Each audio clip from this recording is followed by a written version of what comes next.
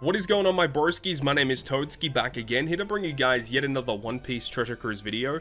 And in today's video, we're here to bring you guys the full breakdown of free-to-play teams versus treasure map Stussy. Now remember, this is actually the final treasure map on Global, before we move into the era of the sync schedule, where we don't know what the next treasure map character is going to be.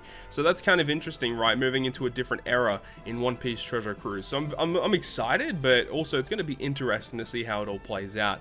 But speaking of the treasure map Stussy, starting on the 14th, ending on the 18th, let's talk about the character first before we get into the nitty gritty, right? So here is Stussy, a strength shooter cerebral with a captain effect of giving those two classes a 3.75 times attack boost and resisting 1 turn of special reverse. Actually a pretty good free-to-play captain that could see a lot of play, not terrible at all. And then a 6 turn cooldown special that reduces despair and special bind by 4 turns, and then gives a color affinity boost, a 1.75 times boost, to strength shooter and cerebral characters for 1 turn. However, it does say that if you already have a color affinity boost when you launch Stussy special, it will make it get a plus 0.25 extra bonus to that withstanding color affinity boost. Actually not too bad at all. Pretty good special ability, especially on a 6 turn cooldown. Not bad at all. Also, as a crewmate, she resists 5 turns of special bind. I don't know why they do it. 5 turn special bind removal with the crewmate ability, but the special ability is a 4 turn removal. I really hate that they do that. But, you know, it's at least she has the crewmate ability to resist special bind in the first place. And then also every time another cerebral or shooter uses their special, it gives her -1 cooldown. Like, just really good crewmate abilities.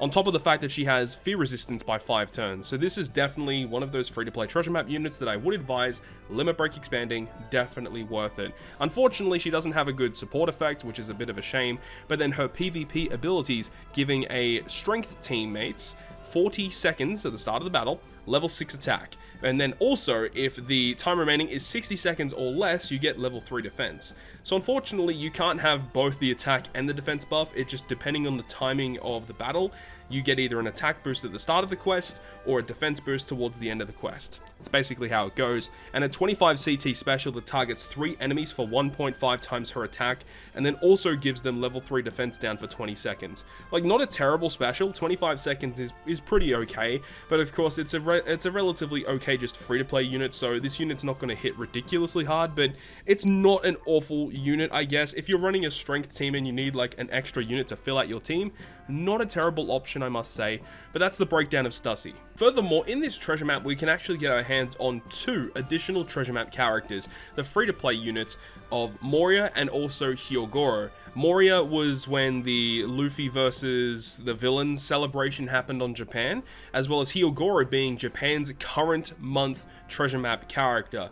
Now, the way that these 2 characters will be distributed to Global is a little bit different from last month. In order for us to get them, they're going to be distributed in the top % rewards for each league. Now, a lot of people, when they saw this, got really upset. You do have to read the fine print. Of course, Treasure Cruise players and reading is a weird combination, but it says here on this dot point, Moria and Hyogoro will be available in all tiers of the top % rewards for each league. And it says, although Moria and Hyogoro will not appear in the list of top % rewards, they will be distributed if you manage to enter in any of the top % rewards tier. This essentially means that as long as you actually play the event in some capacity, you are going to get your hands on these units and their limit break materials. So just make sure to just play the event, get to 1 million points at a minimum to get your hands on the character, for this event being Stussy, and then you're gonna get your hands on the Hyogoro and the Moria once the rewards have been distributed to us, which will be after the maintenance period. I don't see us getting the Hyogoro and the Moria in like 24 hours after the treasure map has concluded. So I would say that the maintenance is going to happen once the treasure map concludes. Once the maintenance has concluded, that is when they're going to distribute treasure map rewards, or maybe a day or 2 after that, and then that's when we're going to get Hyogoro as well as the Gecko Moria. So don't stress about it, you will get your hands on them. So without further ado, let's actually jump into the free-to-play teams that we've built here today to talk about each of these boss characters. Now, the first boss character is Makino, which you can see in the corner is an int boss, and this is the typical boss that we see in a lot of these treasure maps, these really low level int bosses where they just suggest to bring those free-to-play Psy super type straw hats to take on the character. That's mainly what they are suggesting for these types of fights, and it's no different here. In this instance here, they are suggesting to bring the Luffy and the Brook. I have no idea why the connection is being absolutely horrendous right now. So in the Makino quest guide, as we said, they are requesting you, or just giving you a recommendation of bringing Luffy and Brook, because the final battle has an immunity buff, but then has 2 turns of damage threshold. The Brook removes the damage threshold. So with this team, we have the double Luffy, of course. Zoro, Sanji, and Frankie all provide huge damage boosts for the team. Luffy super type, of course, and then Brook for the utility. That's basically all you need in terms of free to play to get through this quest. The next boss here is against Tashigi. Now, Tashigi is recommending to bring the free to play raid buggy, and this unit definitely helps out a lot. You'll see that with the Battle 5, 4 turns of crewmate bind, so your captains will not be affected by this bind. So if you have sockets, it's only 1 turn of bind that you have to remove. It also gives you 2 turns of crewmate special bind. Now remember, if a character is binded but has a crewmate effect to remove special bind on themselves, it will not remove that. So this is why your captain has to be the unit that gets rid of bind and special bind. So you got to be careful about that. Also, all of your slots are changed to either block or tandem slots, and they have a delay immunity. So the good thing about Buggy is that Buggy literally gets around everything. Changes your slots, gets rid of the bind, gets rid of the special bind, and also gives you an orb boost. And remember that this Tashigi boss is a Psy boss, meaning that Buggy will have type advantage. So ensure that you just bring Buggy ideally as the captain, because, you know, it just allows you to get the most points possible, unless if you have other ways to get more points. And then as long as you're building an int team around that, remember Buggy only boosts 30 cost or less, or 50 cost characters. So keep that in mind when you are building teams with this Buggy character. The next boss fight is against Hina. Now, Hina is recommending the Kizuna Jack, Treasure Map Kaido from last month, and also Arena Caesar Clown. So with Battle 5, you see the preemptive gives badly matching slots, 5 turns of Despair, as well as 5 turns of Paralysis for your crewmates, and also has a delay immunity. Once you kill Hina, she will revive with 50% of her health, and she will become a quick type character, where she's normally a dex unit. So on the first run of the attacks, she's a dex character. After the revive, she will become a quick character. Now, for this team here, we have the Jack. Jack's really nice because he gives us multiple turns of color affinity for strength, powerhouse, and driven characters. Also a really good captain ability. Kaido is really good because after the revive, we can use Kaido to just give all the boosts that we could possibly need to kill Hina, which is great because she will become quick after the revive. Kaido has type advantage. It's really, really easy.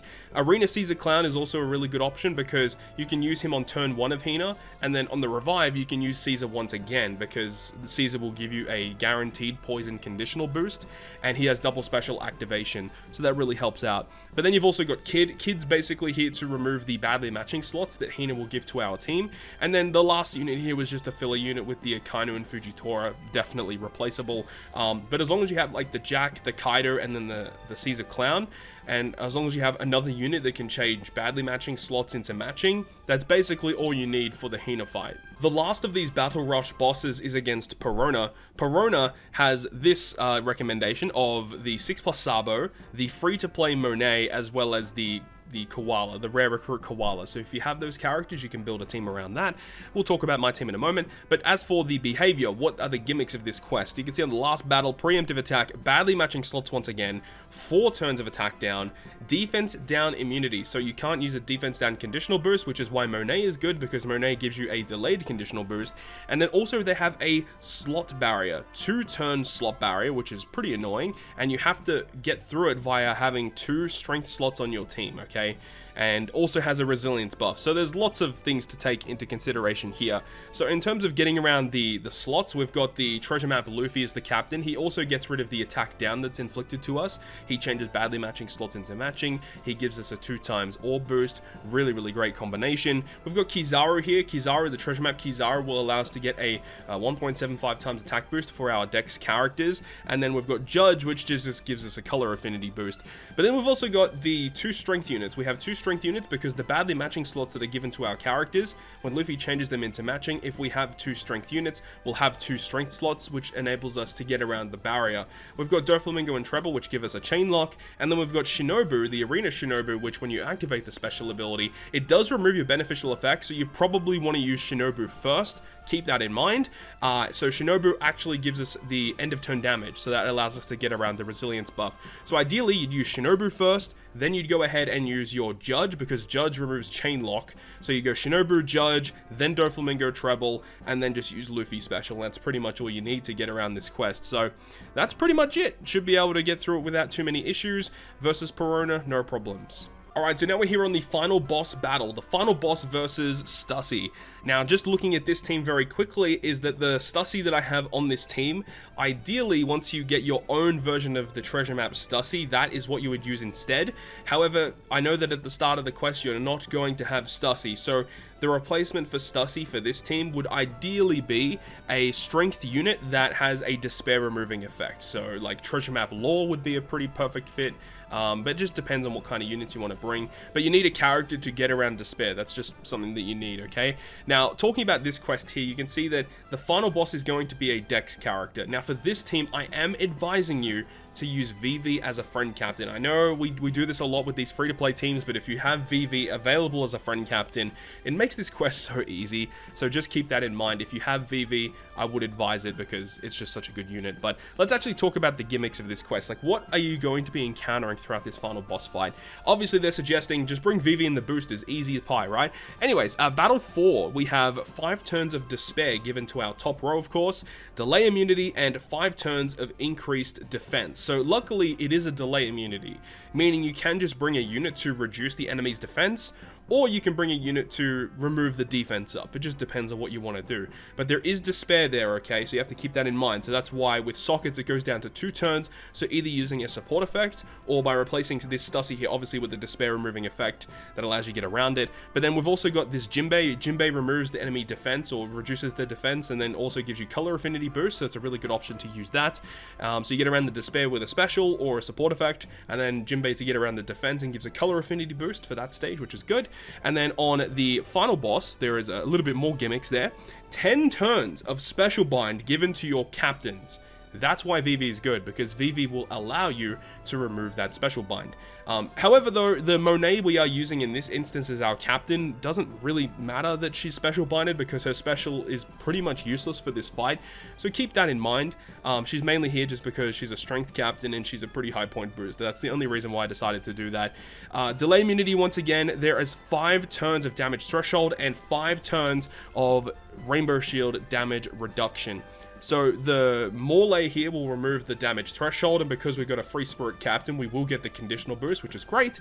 And then we've got Kuja Pirates, which also provide a conditional boost as well, but they actually remove the rainbow shield. They give us an attack boost as well. So you can go ahead and use the Vivi as the friend captain as well to give us a full border matching slots, give us an orb boost, lock those slots. Ideally, you could actually use Vivi on stage 4, carry it into stage 5 as well. That is also an option. But honestly, this shouldn't have too many issues getting through this boss fight at all. Pretty awesome team, actually. And now we can have a look at the Intrusion battle boss versus Vivi. Remember, the Intrusion boss will happen at the start of every treasure map fight, so keep that in mind. Now, with the Intrusion fight as well, you can have the overlap with your team, so you can use characters on the Intrusion boss fight that you've already used for your other fights, so that also makes it a bit easier for team building. Now, Vivi is a side character, and you will have to deal with that, which is obviously pretty annoying, but let's have a look and see what actually happens. Now, you see on Battle 1, you get special cooldown, -10 cooldown to Free Spirit, Cerebral, and Powerhouse characters. Building a team around those classes is definitely ideal, and on Battle 2, there is a mini-boss that will give you block slots and 5 turns of attack down.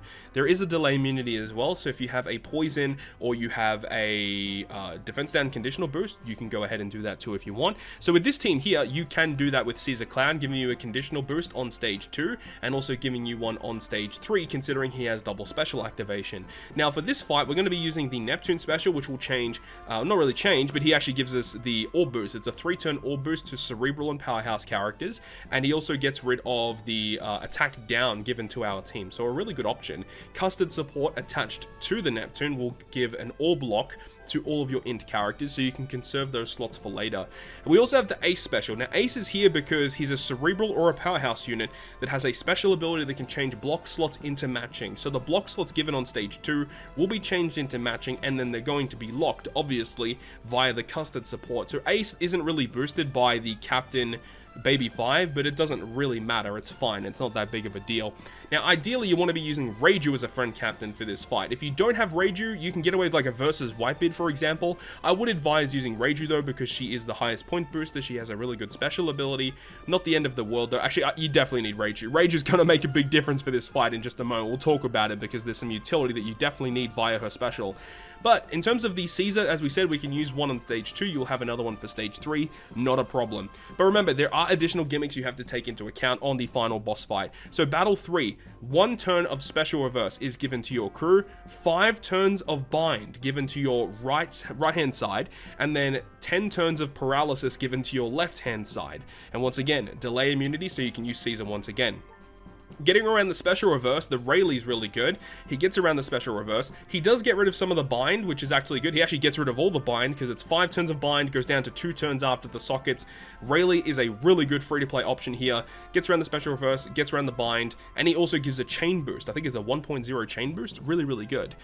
Caesar Clown once again for the conditional boost, and then Reiju's special ability, which will get rid of all of the paralysis on your team, and it also gives you an attack boost. Her super type provides an orb boost as well. Doesn't really matter that much, as you're going to have Neptune's orb boost still available, but after all of those specials have been activated, that's it. You're going to be able to clear it without too many issues. So honestly, not a terrible free-to-play team, so long as you're able to have like Reiju for the friend captain for versus Vivi, and then the Vivi friend captain for versus Stussy. So with all of that being said, that is going to conclude yet another One Piece Treasure Cruise video. I really hope you guys have enjoyed this one today, and if you guys did enjoy the video, make sure to go ahead and leave a like, and if you want to stay up to date with all of the content that I post, including more One Piece Treasure Cruise content, make sure to hit the subscribe button down below. But on that guys, I'll see you guys within the next video.